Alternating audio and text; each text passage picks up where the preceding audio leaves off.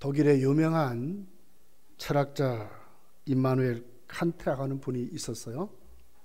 그분은 인간의 이성은 한계가 있다. 영적인 세계, 믿음의 세계는 인간의 이성으로는 알 수 없다 하는 것으로 그는 말하면서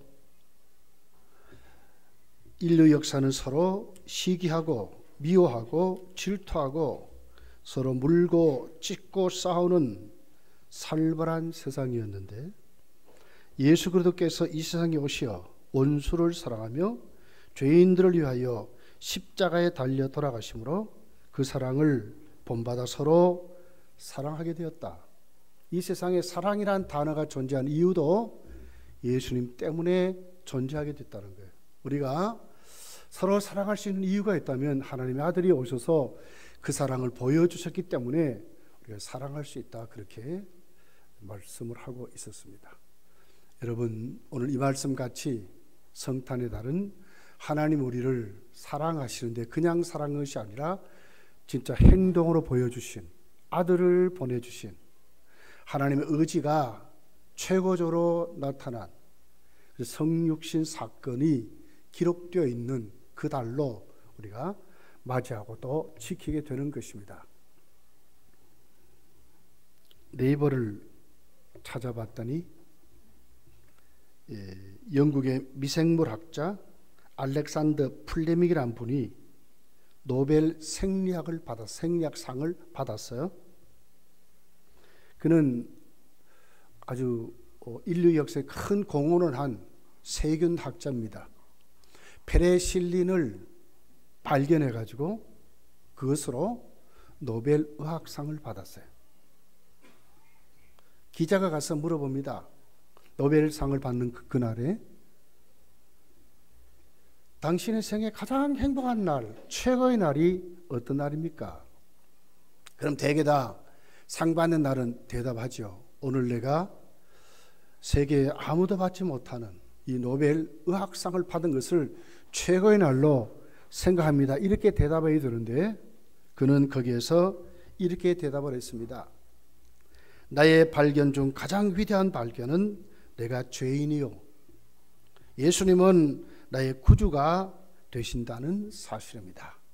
이것이 펠리신을 개발하고 노벨 의학상을 받은 세균학자의 고백이었습니다.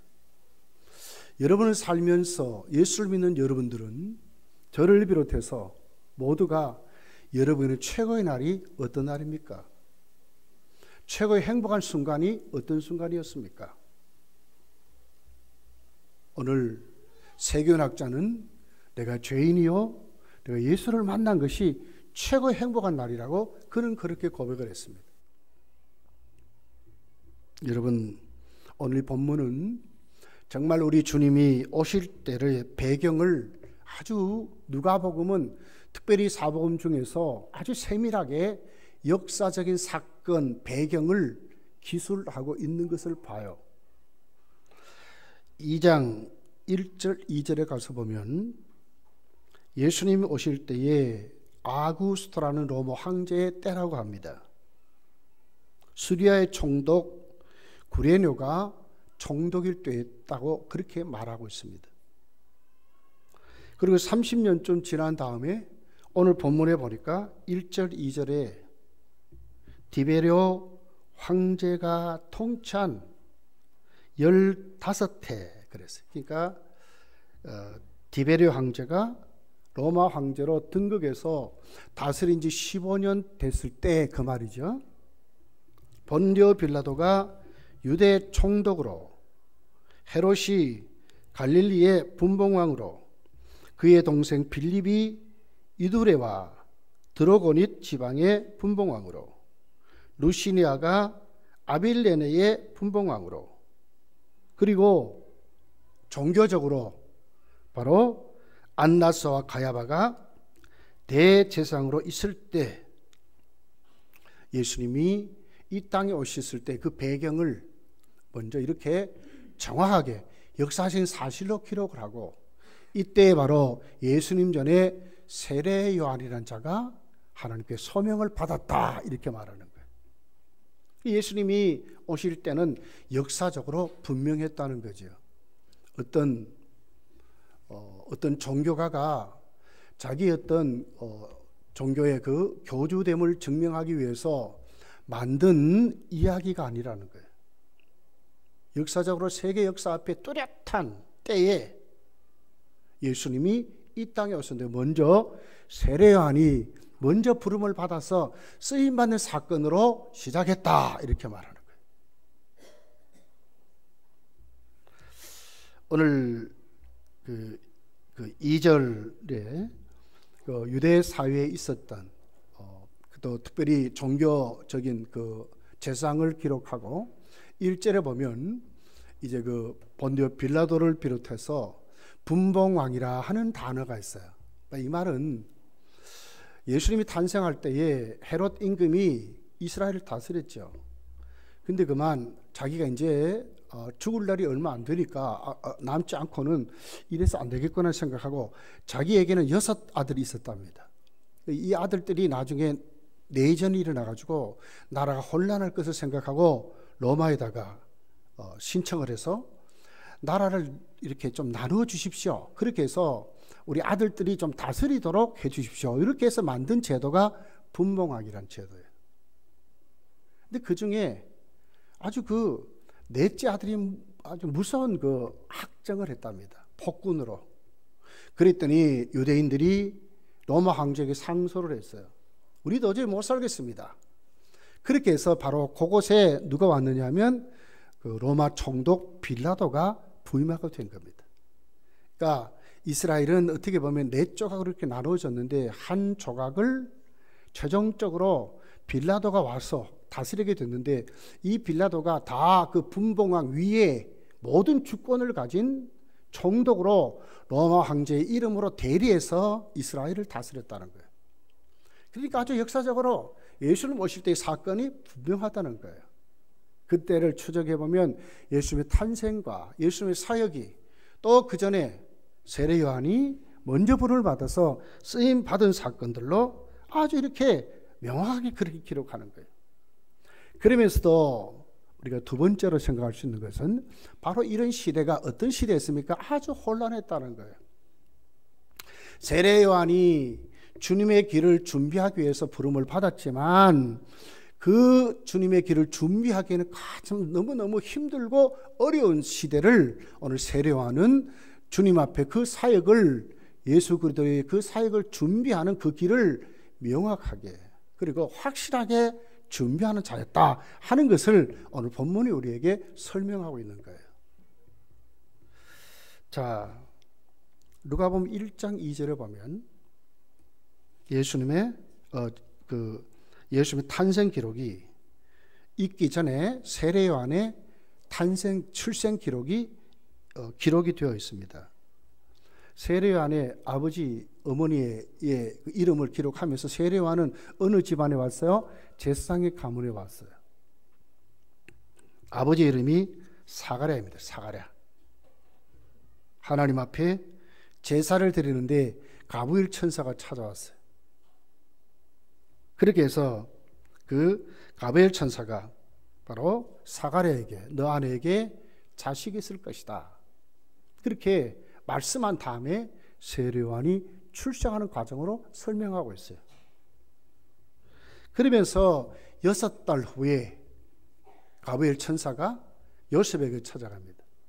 그리고는 마리아에게도 찾아갑니다. 그런 다음에 이제 마리아에게 예수님의 탄생 소식을 기록하고 있습니다.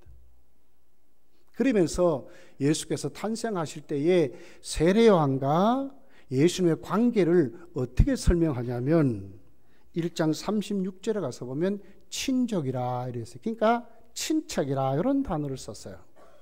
그냥 사사로운 관계가 아니라 친척인데 누가 먼저 왔어요? 세례 요한이 먼저 왔어요. 그럼 세례 요한이 어떤 자입니까? 위에 있는 신분적으로나 족보로나 가계도를 따져봐도 위에 있는 자죠. 그런 세례 요한이 먼저 탄생해서 이제 예수 그리스도의 길을 준비하는 예수님이 오심을 준비하는 자로 세워졌다는 거예요. 여러분 이거 그렇게 쉬운 얘기가 아닙니다. 위의 사람이에요. 그리고 아주 세례요한이 자신의 사명을 감당할 때는 굉장한 인기가 있었어요. 광야에 외치는 소리였지만은 그 소리가 얼마나 영향력이 있었는지 헤롯 임금이 벌벌 떨 정도로 그런 아주 권세가 아주 넘치는, 그리고 민심이 세례요한을 얼마나 추종했는지 감히 어떻게 할 수 없을 정도로 그렇게 했어요. 그럴 정도로 세례요한은 위에 있는 그런 자였다는 거예요. 그러면서 보십시오. 나중에 이제 하나님의 복음이 초대교회를 통해 가지고 사도들을 통해서 복음이 증거될 때에 사도행전 18장에 가보면 에베소 교회에 복음이 전해지는데 먼저 누가 거기 와 있어요? 아볼로라는 사람이 와 있습니다. 이 아볼로는 누구였어요? 세례 요한의 세례밖에 몰랐더라 이랬거든요. 이건 뭔 얘기예요? 세례 요한의 제자였다는 거예요. 그렇게 해서 먼저 털을 잡고 그리고는 많은 영향력을 끼쳤어요. 성경에 능통한 자라고 그랬어요. 그런 세례 요한의 제자들이 먼저 기득권을 가지고 에베소 교회를 세워가지고 이미 거기에 뿌리를 청취하고 있을 때에 바울이 온 거예요. 19장에 가서 보면 너희가 믿을 때에 성령을 받았느냐 하는 것으로 도전하는 거예요. 그러니까 우리는 성령이 있음도 듣지도 못했습니다. 이렇게 말한다. 그리고는 바울 사도의 제자인 아글라와 브리스길라가 아볼로 장로를 데려다가 성경 교육을 똑바로 시키고 예수 그리스도의 교육을 똑바로 시키고 그리고 성령의 세례에 대해서 가르쳐 주게 됩니다. 이 모든 결과가 무엇이었어요? 나중에 이 세례 요한의 제자들마저도 한 공동체, 예수 그리스도 안에 공동체로 하나 된, 그리고 초대교회가 이 문제 때문에 어려움을 당하지 않고 자연스럽게 해결돼 가지고 멋있게 복음이 전파되는 것으로 기록이 되어 있어요. 이건 우리에게 뭘 얘기하죠? 세례 요한은 철저히 주의 길을 준비했던 자라는 것이죠. 나중에 그의 제자들도 이 말씀을 알았기 때문에 진짜 메시아가 왔다고 할 때 그들도 하나도 저항 없이 거기에 다 순종하고 그렇게 세워졌다는 것을 우리에게 보여주는 말씀이라는 거예요. 자, 그러면서 특별히 이렇게 힘들고 어려운 이런 혼란 속에서도 세례 요한이 하나님 앞에 세워질 때 그 모습을 보게 되면 세례 요한은 3절에 보니까 어떻게 하나님께 부름을 받아서 주의 길을 준비했는가 하는 것의 시작이 무엇으로 시작하죠? 요한이 요단강 각 부근 각처에 와서 죄사함을 받게 하는 회개의 세례를 전파했다. 그러니까 예수 그들의 길을 준비하는 그 세례 요한이 일성을 바라는데 외치는, 그러니까 주의 길을 준비하고 닦는 역할을 하는데 그 과정을 무엇으로 말하냐면 회개해서 그들이 하나님 나라 백성을 이루는 데에 목적이 있었다는 거예요. 이것이 바로 세례 요한이 예수 그리스도가 오는 것을 준비한 그 같은 모습들로 세례 요한은 쓰임을 받았다는 거예요. 하나님의 백성의 모습이 어떤 모습이라고요? 회개해서 회개에 합당한 열매를 맺는 사람들이 하나님의 백성이라고 지금 말씀하는 것입니다. 완전히 변화돼요. 그러니까 회개가 뭐죠? 가는 방향을 돌아서는 거 아닙니까? 세상을 향해서 살고 자기 자신을 위해서 살고 또 오늘 또 내가 가지고 있는 내가 세운 이 가치관을 붙들고 살았던 타락한 모습에서 불순종하고 하나님의 무서운 정죄 가운데 살았던 거기에서 돌아서는, 그러면 거기에 누가 있어요? 예수 그리스도를 통해서 하나님의 나라에 소유된 하나님의 백성이 되는 것이 회개 아닙니까? 세례 요한은 이것 만들려고 예수 그리스도의 길을 준비했다는 거예요. 교회의 본질이 뭐죠? 여러분의 살아가는 생활의 그 내용이 도대체 뭡니까? 회개에 합당한 열매를 맺고 살아가야 된다는 거예요. 이것이 하나님의 백성의 모습이었어요. 자, 4절에 보면 세례요한은 주의 길을 준비하면서 사사로이 그가 이렇게 말하는 게 아니에요. 이사야 선지자 이사야 책에 쓴 바 광야에 외치는 자의 소리가 있어 이르되 너희는 주의 길을 준비하라. 그의 오실 길을 곧게 하라.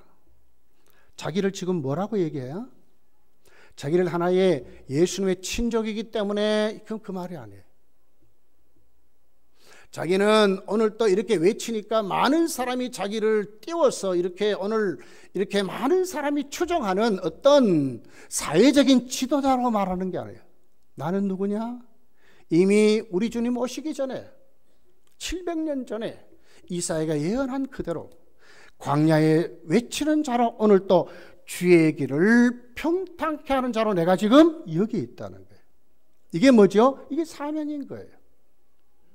그냥 맹목적으로 구원받고 잘 먹고 잘 살고 이런 것이 아니라 오늘 하나님의 나를 구원시킨 이유는 뭐냐 하는 것을 분명히 알고 그 사명대로 살았다는 거죠.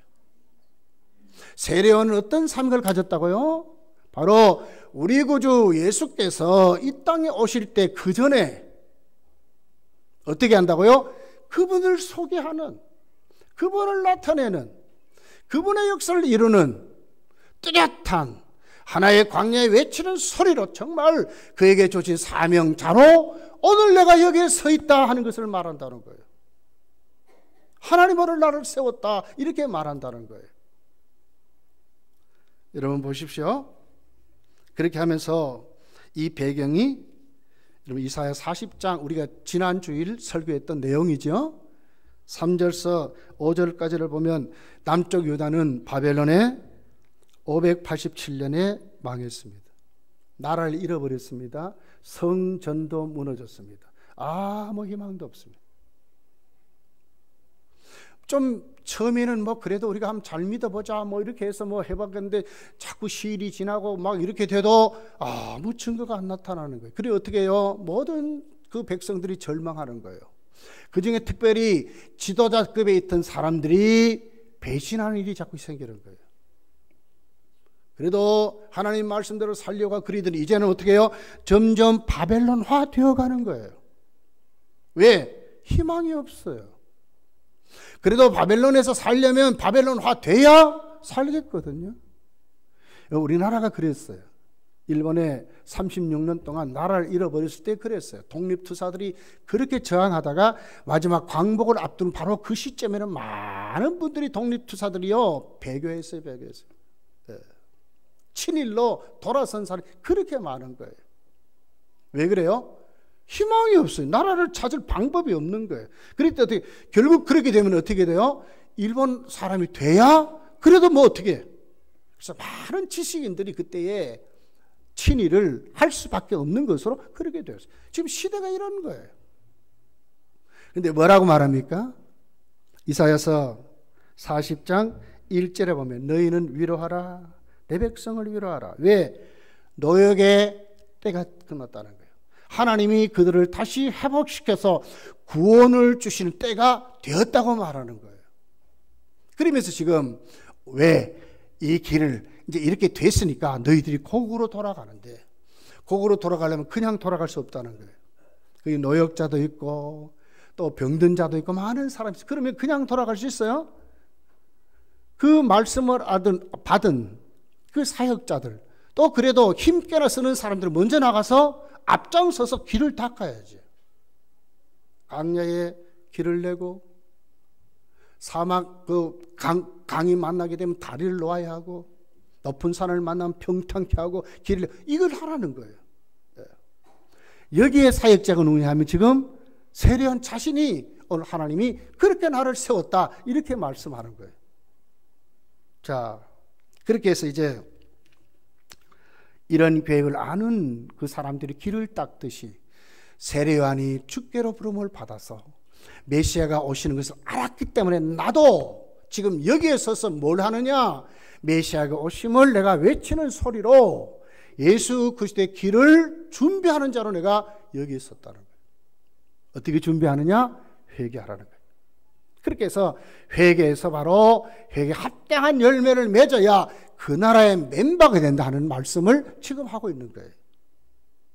자, 그래서 이제 이사야 예언대로 자신이 세워진 것을 말하면서 오늘 세례 요한은 얼마나 그 길을 확실히 알았는지를 우리에게 가르쳐줘요. 오늘 16절에 이렇게 말합니다.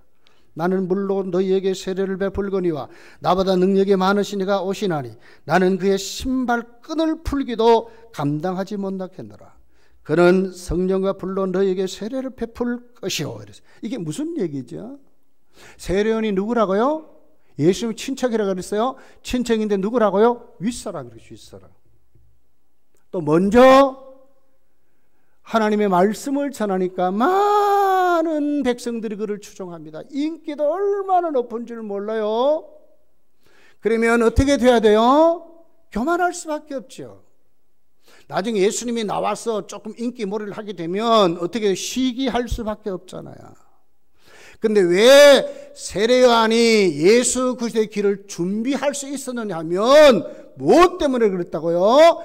예수 그리스도가 누구신가를 똑바로 알았기 때문에, 그가 오셔서 이루실 하나님 나라의 성격을 똑바로 알았기 때문에 그는 오늘 또 뭡니까? 나는 그의 길을 준비하는 자다. 나는 그의 샌들끈을 맬 자격도 없는 자다. 나는 물로 세를 주고 너희들을 회개하라고만 말하지만 그는 너희들의 생명을 주실 것이다. 그는 너희들에게 성령을 주셔서 너희들의 삶을 뒤집어 버릴 것이다. 하나님 나라의 멤버로 만들 것이라는 것을 오늘 또 이렇게 자신 있게 외치는 거예요. 무엇 때문에 알았다고요? 사명을 알았기 때문에 있다니까요. 여러분, 우리는 모두 다 저나 여러분이 지금 시대가 혼란하다, 어떻다, 뭐라고 얘기합니다. 그런데 오늘 또 우리가 정말 사명의 눈을 뜨면, 내가 오늘 또 구원받아서 하나님이 세우신 구원의 목적인 성도의 삶의 자세를 똑바로 깨달으면 우리도 어떻게 살아가야 될까요? 세례와 같이 살 수 있다는 거예요. 주의 길을 준비하는 사람들로 살아갈 수 있다는 거예요. 자, 그러면서 오늘 이 본문이 우리에게 뭘 얘기하죠? 세 번째로 우리가 생각할 것은 반드시 왜 세례 요한이 이렇게 말하느냐 그 말이죠. 그 이유는 뭐예요? 주님으로만이 구원이 이루어지기 때문에 그렇습니다. 주님이 아니고는 이 문제가 해결되지 않고 그렇습니다. 물고 먹고 싸우고 찢고 벗고. 얼마나 여러분 불공평한 사회를 우리가 지금 살아갑니까? 구조적으로 정말 불공평해요, 여러분. 진짜 그렇습니다. 진실이 통용됩니까? 약자가 진짜 살아날 수 있습니까? 지금 우리 사회가 지금 어떻습니까? 예수님이 아니고는 해결할 수 없기 때문에 그런 겁니다. 산들이 골짜기가 메워져서 평탄케 될 수 있고, 이건 뭐예요? 높고 낮음이 없는 사회 만들겠다 그 말 아닙니까? 길이 막혀서 가지 못한 그들에게 길을 내서 가게 하고, 정말 진리 가운데 살게 하고, 행복 가운데 살게 하고, 눈을 떠 살게 하고, 희망을 가지고 살게 하고, 기쁨을 가지고 살게 해서 그 길이 있다는 거죠. 누구라고요? 예수 그를 통해서 이루어진다는 것입니다. 여기에 눈을 뜨니까 세례요한은 가만히 있을 수 없는 거예요. 그는 흥하여야 되겠고 나는 쇠해야 되겠다고 세례요한이 말하는 이유가 뭡니까? 자신으로는 구원을 줄 수 없지만 예수님으로는 구원을 줄 수 있기 때문에 그렇게 말하는 겁니다. 내가 오늘 또 주의 사명자로 세워지고 우리 가정에 정말 주인이신 주님이 오늘 우리 속에 임재하시면 우리가 달라지는 거예요. 막힌 것이 뚫어지고 안 되던 것이 되고, 절망이 변해서 소망으로 변하고, 불신이 변해서 믿음이 있는 것으로, 질병이 고침을 받고 소경의 눈을 뜨고 병든 자가 하나님께 치료받는 역사가 있게 된다는 거예요. 왜요? 주님으로만이 할 수 있기 때문에 그런 거예요. 5절 이렇게 말하죠. 모든 골짜기가 메워지고 모든 산과 작은 산이 낮아지며 굽은 것이 곧아지고 험한 길이 평탄하여 질 것이요. 바른 관계가 정립된다는 거예요. 빈부 귀천이 없는 나라, 신분과 계급이 철폐된 나라, 정말 참사랑 있는 나라, 근본적인 그들의 본질이 변하는, 그들의 마음이 깨트려지는 그런 나라. 예수님 자신을 어떻게 소개해요? 나는 마음이 온유하고 겸손하니. 여러분의 가정의 주인은 누구십니까? 주님이 되셔야 됩니다. 거기에 똑바른 관계가 이루어지는 거예요. 주님이 되셔야 돼요. 저도 우리 가정의 가장입니다. 말씀의 잣대로 그럽니다. 순종하라고 뭐 이럴 때도 있어요.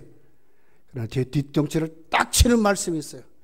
야, 너 집의 주인은 주님 아니냐, 이렇게 말씀하시고 꼼짝하지 못하겠어요. 부와 가난이, 악순환이 해체되는 나라, 권력자의 횡포가 더 이상 용납되지 않는 나라, 재물과 돈이 더 이상 지배하지 못하는 세상, 공부 잘하는 학생, 못하는 학생들의 차별이 없어지는 세상,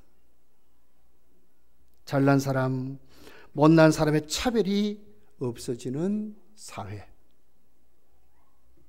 산이 낮아지고 골짜기가 메워지듯이 부족함이 채워지고 많은 것이 내어줄 줄 아는 이런 세상, 누구를 통해서 이루어진다고요? 예수님을 통해서. 예수님을 통해서 이루어진다는 거예요. 왜 우리가 이렇게 강팍한가? 왜 우리가 이렇게 오늘도 우리 관계들이 깨트려질까? 심리학자들은 이렇게 말해요. 사람은요, 다 우리 속에 가시체가 있대, 가시체. 만나면 자꾸 싸울 수밖에 없대. 왜? 가시체니까. 서로 찌른대, 서로 찌른대. 참 이렇게 즐겁고 다 된 것에도 자꾸 한 만나면 만날수록 자꾸 이렇게 그런다는 거예요. 이게 우리들의 모습이라는 거예요. 이게 누가 있으면 돼요? 십자가는 하나님과 우리를, 유대인과 이방인들을 어떻게 한다고요? 하나 되게 하신다고 그랬어요. 주님밖에 없는 거예요. 자, 오늘 본문은 이렇게 말하죠. 모든 육체가 하나님의 구원을 보리라고 그랬어요. 모든 육체가 하나님의 구원을 본답니다. 어떤 구원을 봅니까? 누가복음 4장 18절에 보면 예수님은 당신을 이렇게 소개했어요. 주의 성령이 내가 임하셨으니 이는 가난한 자에게 복음을 전하게 하시려고 내게 기름을 부으시고 나를 보내사 포로된 자에게 자유를, 눈먼 자에게 다시 보게 함을 전파하며 눌린 자를 새롭게 하고 그랬어요. 완전히 다른 세상입니다, 여러분. 정말 힘들고 어려운 사람들, 정말 도움을 받을 사람들에게 참 도움이 누구냐? 주님은 이렇게 사셨어요, 여러분. 주님의 공생애는 이랬어요.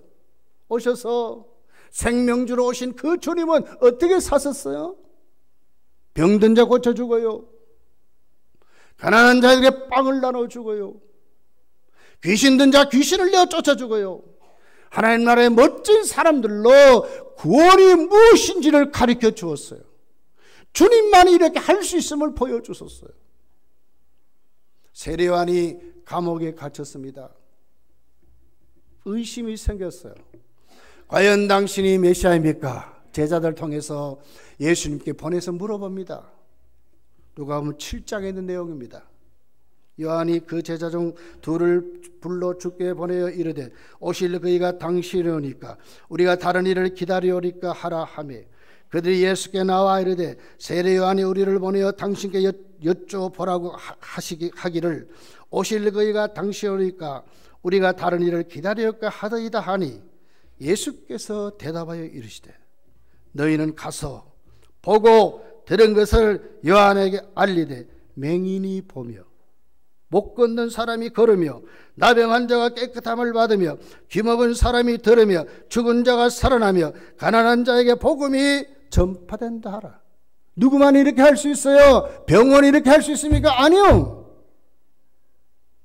감기 하나 치료 못해요. 하나님 우리 몸을 감기를 이기도록 하셨기 때문에 일주일이 지나면 누구든지 감기를 이길 수 있다고 하는 것으로만 알아요. 누가 하세요? 주님이 하세요. 죽은 자를 살리며 맹인을 보게 하며 나병한 자를 고쳐주시는, 귀신을 내어 쫓치는 분은 누구냐? 주님이시라는 거예요. 믿습니까? 왜 이렇게 아멘을 안 하는 거예요? 믿습니까? 예. 주님만이 하실 수 있다는 거예요. 누가 알았어요? 세례요한이 알았어요. 주님이 오시면 된다는 거예요. 주님이 오시면. 주의 길을 준비했습니다. 왜 준비했습니까? 주님만이 그렇기 때문에 그런 거예요. 어떻게 해야 되겠습니까?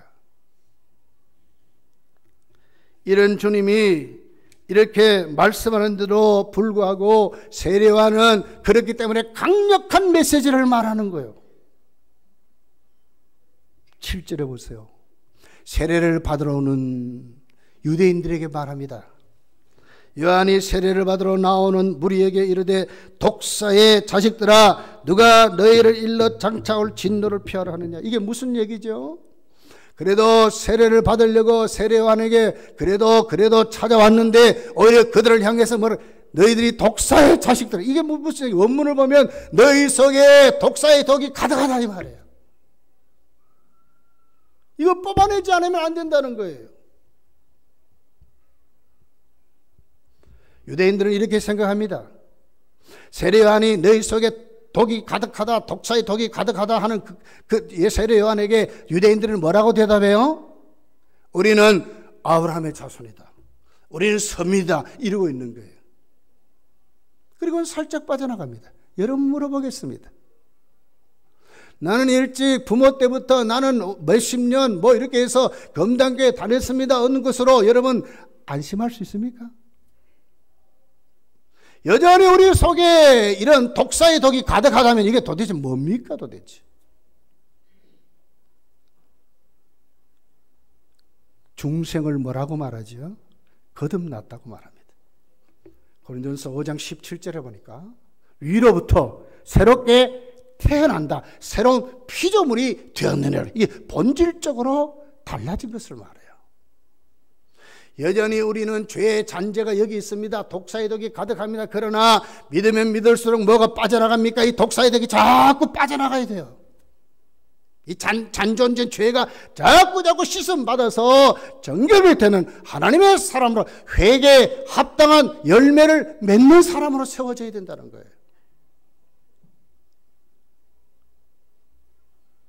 9절에 보면 이렇게 말합니다. 이미 도끼가 남의 뿌리에 놓였으니 좋은 열매 맺지 아니하는 나무마다 지켜 불에 던지느니라. 이미 도끼가 뿌리에 놓였대. 이건 심판을 말하잖아요. 주님이 오시는 그 나라, 멤바가 누구냐? 주님의 영접한 하나님의 사람들의 모습이 어떻느냐 하는 것을 말하면서 뭐라고요? 회개에 합당한 열매를 맺는 그 사람들, 아니면 찍어서 내버린다는 거예요. 17절에 보면 손에 키를 들고 자기의 타작마당을 정하사 알곡은 모아 곡간에 들이고 쭉정이는 꺼지지 않는 불에 태우시리라. 여러분, 이런 말씀 앞에 특별히 19절 20절은 이렇게 얘기하죠. 한번 같이 읽어볼게요. 19절 20절 시작. 분봉왕 헤롯은 그의 동생의 아내 헤로드의 일과 또 자기에게 행한 모든 악한 일로 말미암아 요한에게 책망을 받고 그 위에 한 가지 악을 더하여 요한을 오게 회개하지 않습니다. 예수님이 오셔서 세우는 그 나라, 회개한 하나님의 백성들의 모습이고 변화된 백성의 모습이고 예수 닮는 사람들의 모습인데 불구하고 지옥 갈 사람들이 분명히 있다는 거죠. 모든 역적이 하나님의 구원을 보지만 구원을 받는 사람은 적다 그 말이에요. 우리 주님 오시는 길을 요한은 준비했습니다. 어떻게 준비했습니까? 회개하라고 하는 것입니다. 그냥 물결 흘리듯이 가는 것이 아니라 그 말이에요. 거기에 합당한 하나님의 사람들로 세워지라고 하는 것입니다. 오늘 여기에 분봉왕 헤롯 찔림을 받았습니다. 지적을 받았습니다. 회개를 하라고 외치는 세례 요한의 말씀 앞에 들어서 충격을 받았습니다. 그런데 오히려 그것을 더하여서 어떻게 합니까? 죄를 더 뒤집어 씌워가지고 세례 요한을 옥에 가뒀다고 말하는 것입니다. 마태복음 10장에 가서 보면 예수님의 제자들이 복음을 전하러 가지요. 그런데 뭡니까? 순수히 다 복음을 받습니까? 아니요. 그 중에는 많은 사람들이 오히려 예수님의 제자들을 매질하고 문전박대하는 사람이 많다고 말을 했어요. 예수님 뭐라고 그래요? 양을 이리 가운데 보낸다고 하는 거예요. 여러분, 우리 주님이 오신 그 주님의 역사는 이런 것입니다. 우리는 누구입니까? 예수님을 주인으로 모신 회개하고 새 사람 되어서 주권이 주께 붙잡힌 하나님의 백성들이라 그 말입니다. 여기에 우리의 눈을 떠야 된다 그 말이에요.